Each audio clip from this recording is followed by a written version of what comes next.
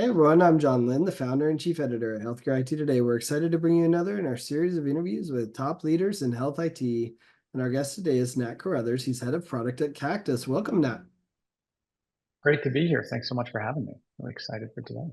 Yeah, excited to learn from you. Design is such an interesting thing that I think a lot of us think we understand and probably haven't delved deep enough in. So I'm excited to learn from you and your expertise with it. But before we go there, tell us a little bit about yourself and Cactus. Absolutely. Yeah, I'm the head of product at Cactus, as you said. For those who don't know, Cactus is a multidisciplinary design agency, combines a lot of great strategists, product designers, architects, and we really build very unique experiences, focusing about half on healthcare as well as other health and fitness related initiatives, but not exclusively in either of those, which keeps the work dynamic and a lot of fun. I've come from a background of originally industrial designer into product and digital design, had my own agency as well as co-founded and exited from Climber, connected fitness company, before joining Cactus. That's awesome. I mean, what an interesting background. And it's cool that you get to do both those things. I think we'll dive into some of that. But what would you say are some of the keys to designing something for healthcare? Such a great question, and one that I think I continue to learn and evolve with as I get deeper into the healthcare world. One of the biggest ones that comes to mind is patience.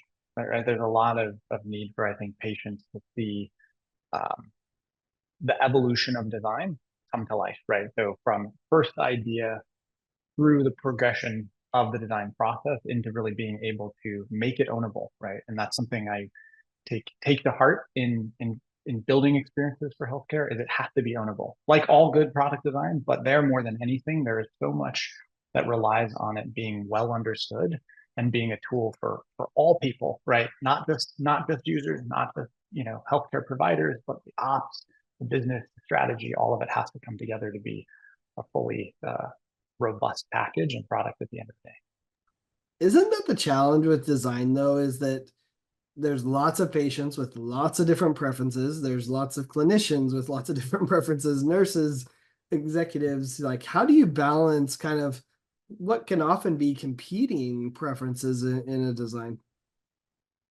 Yeah, so it's where I think we've had some unique opportunity in the industry, which is to be able to have a partnership with groups who really want to push the status quo, right? That's why I think you see a large amount of the disruption and top innovations in the space coming from external small startups, right? There's a lot of pressure coming from that space because it can be free of some of the conflicting pieces that you talked about.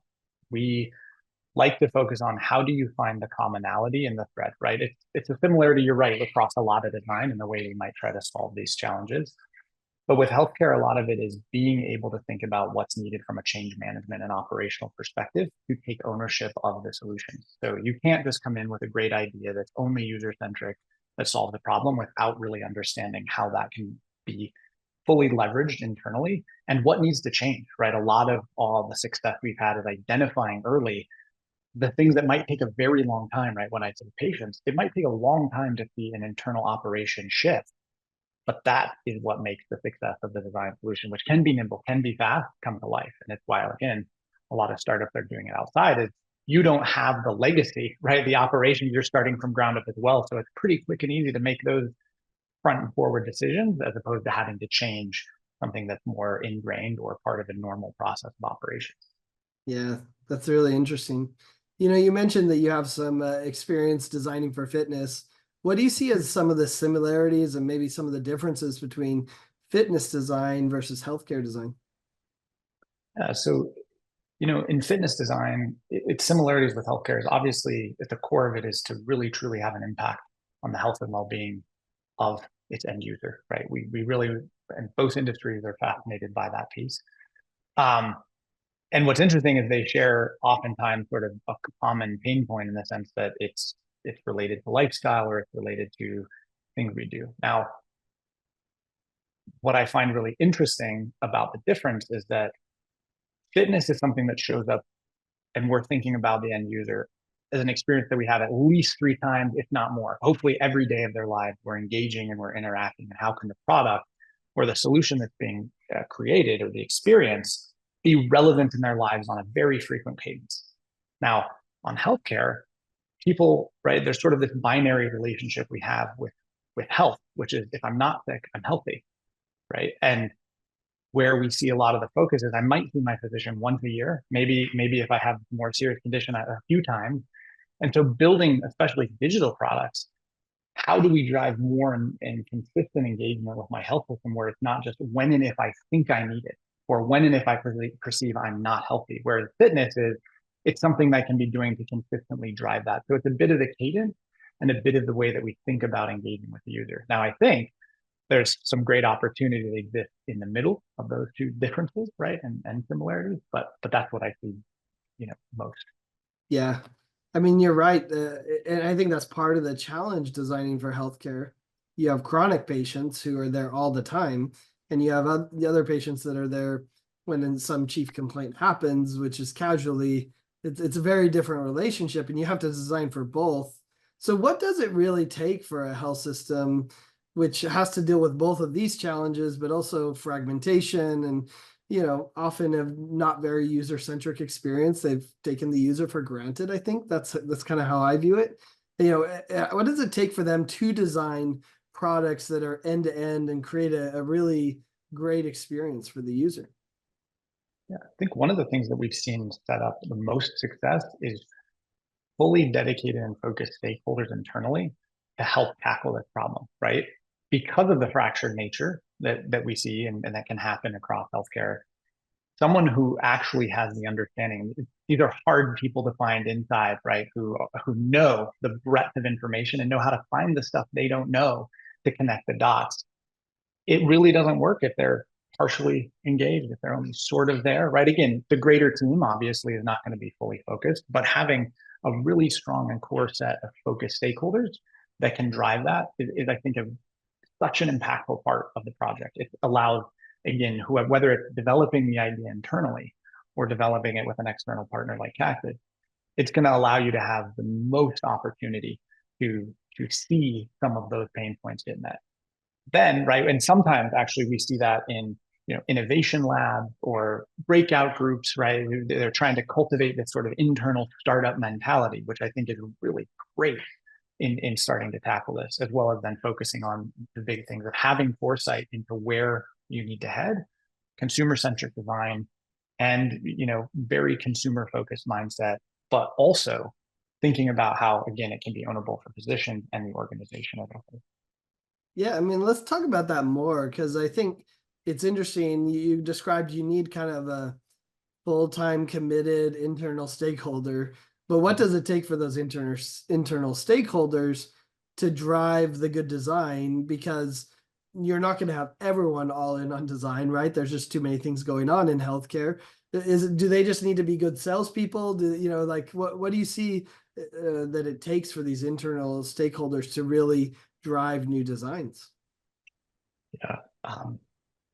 A wild curiosity to make the change happen, right? And a dedication and patience, right? I know I said patience before, right, but patience is a big piece because great design doesn't happen overnight and it's not instantaneous. And communication, right, is sort of our prelude to revolution, right? How if by being a good communicator and being dedicated to consistently driving the vision and the design vision forward, it may take 5 or 6 iterations or different conversations with a consistent, clear vision that I think helps unify people. Because it's really easy when you're outside of the evolution of design to become a naysayer, to become the person who says no and the reasons it can't.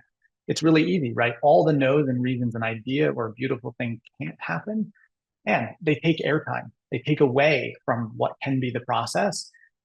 It's people who have a dedication to the vision to say, yes, there's lots of reasons why this is a challenge, but we will tackle those. But we're going to stay dedicated to the reason it can change and be really a true revolution inside of what we're our current operating process and bring the design to life. And I think it takes a partner or an internal force with another internal force to bring that together because these ideas are often small and fragile. They're barely formed.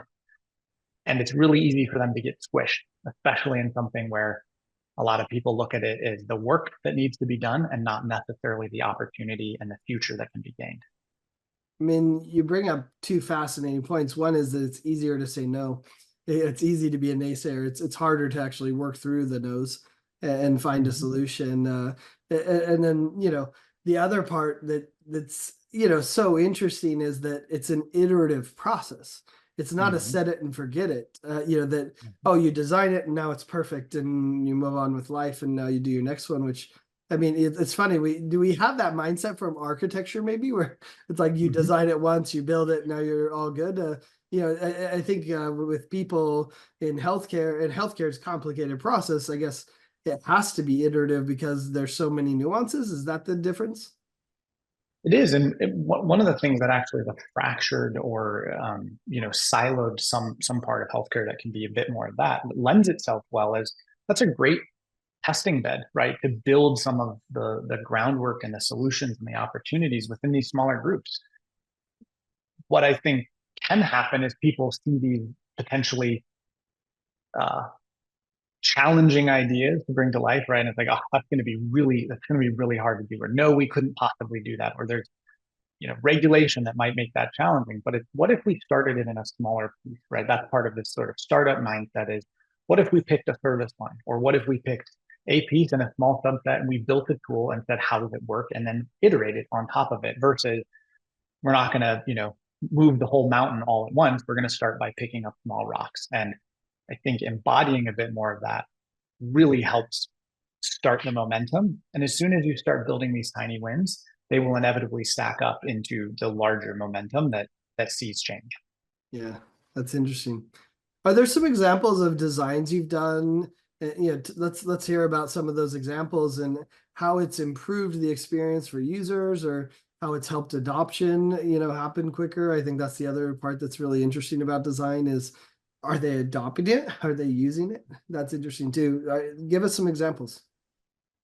Yeah. So the current project we have at Cactus, I'll speak more loosely about but it's really relevant to what we've been discussing today, which is, between when we think about health and healthcare and fitness and well-being and that there's sort of the tech, fitness companies that are focused on this approach to well-being that's very much in your life. It's sort of tech oriented.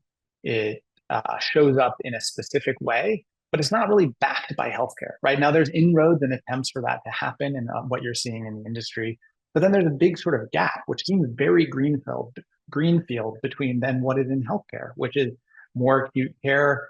It's a primary business around solving those acute care needs, and it's a great business, and it works well, and it's hard to venture into that gap. And so Cactus is spending a lot of time helping build specific focuses in that gap, right? In that gap is an opportunity where we can actually provide an early solution, a digital product that addresses the difference between these two approaches to health and well-being, which is everybody who's currently out there in the marketplace of connected fitness and fitness really would rather that it wasn't coming from a tech company, that it was coming from their healthcare company, right?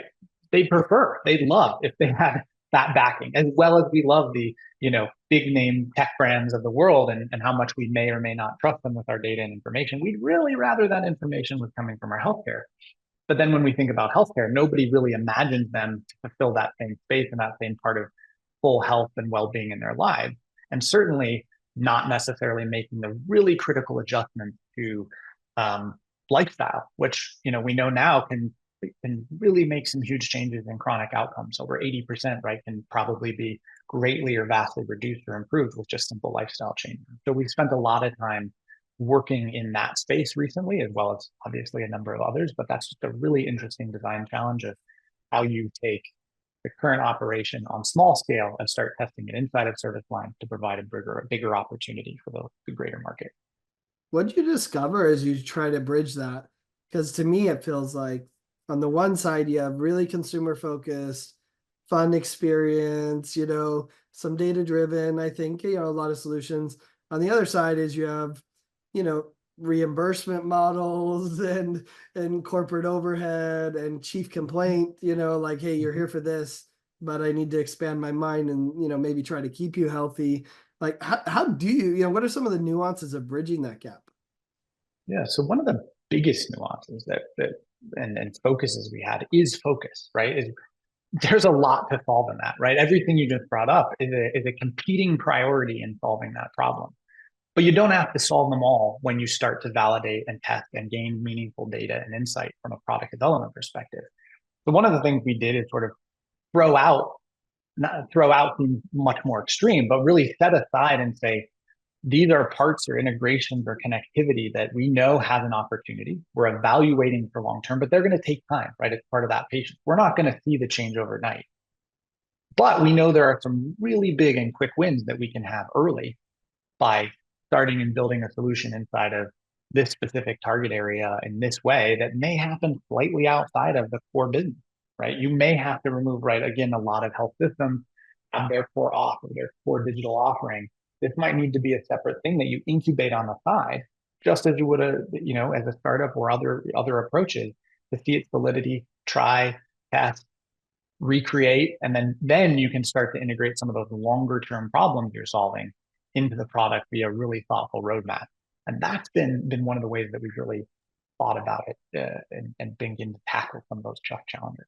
Yeah, I love it. I mean, I think that's true across all of health IT is focus. You Yeah, can't really solve a problem without focusing on it, and you can get distracted easy. And there's some new AI toy every day to distract you, it seems like. So, there's absolutely a ton of that opportunity as well. Yeah, yeah, that can steal our it's time. opportunity and distraction depending on how it's leveraged. So, really Absolutely. interesting. Well, Nat, I appreciate you coming on to tell us about some of the work you're doing and how we can improve the design in healthcare. I appreciate that you're focused on the patients. That's an important view, and I'm sure you're creating some great outcomes. So thanks so much for sharing your information and knowledge with us. And thanks everyone for watching and listening. If you want to find more great healthcare IT content like this, be sure to check it out at healthcareittoday.com or search for Healthcare IT Today on your favorite podcast applications. Thanks, Nat. Thanks so much for having me.